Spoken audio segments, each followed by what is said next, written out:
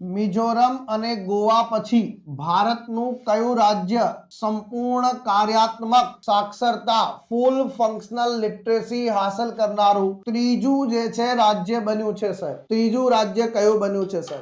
મેઘાલય, ત્રિપુરા, સિક્કિમ, મણિપુર. કયો જવાબ આની અંદર સાચો આવશે?